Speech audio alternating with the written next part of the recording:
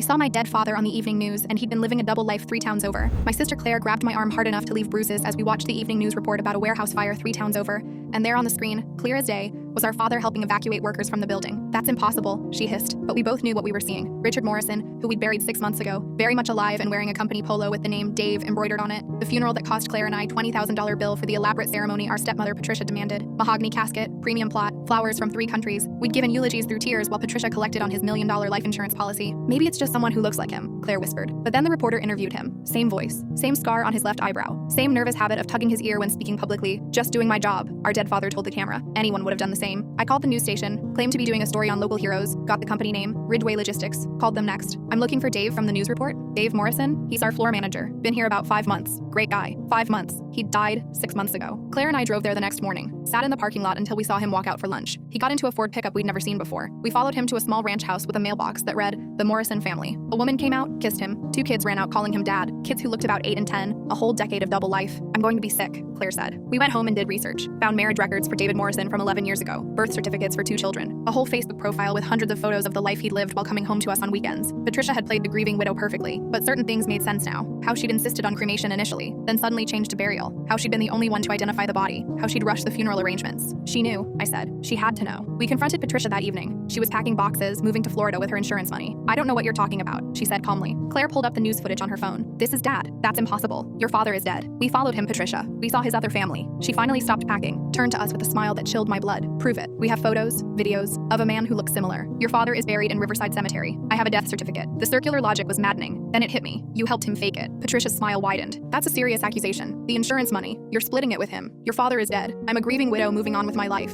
I'd recorded our conversation, including the part where she didn't deny anything, just challenged us to prove it. We went to the police. They investigated. The body in the grave? A homeless man who died the same week, same general age and build. Patricia had identified him as Richard, and since she was the spouse, no one questioned it. Richard was arrested at Ridgeway Logistics. His other wife, Linda, genuinely had no idea. She thought he traveled for work on weekends. The kids, his real kids as he called them in the interrogation video, were devastated. Patricia was arrested trying to board a flight to Costa Rica with $800,000 in cash. The rest of the insurance money was frozen in accounts we helped track down. The trial was a sensation. Local man fakes death to escape first family, start new life. Richard got 8 years for insurance fraud, identity theft, and conspiracy. Patricia got 10 as the mastermind. The insurance company sued Richard and Patricia for the full payout plus damages. We got some closure, but the therapy bills are ongoing. Linda divorced him immediately, moved away with the kids. She wanted nothing to do with anyone connected to Richard. Last week, Richard sent a letter from prison. Asked for forgiveness. I sent back a copy of the news article. Highlighted the quote where he'd said, just doing my job. Anyone would have done the same. Added a note. Anyone except a father who actually loved his first children. Claire framed the news footage. Keeps it as a reminder that sometimes the dead aren't dead. They're just cowards who found an easier life elsewhere. We still visit the grave sometimes. Leave flowers for the unknown man who died alone and got buried under our father's name. He deserves more respect than Richard ever did.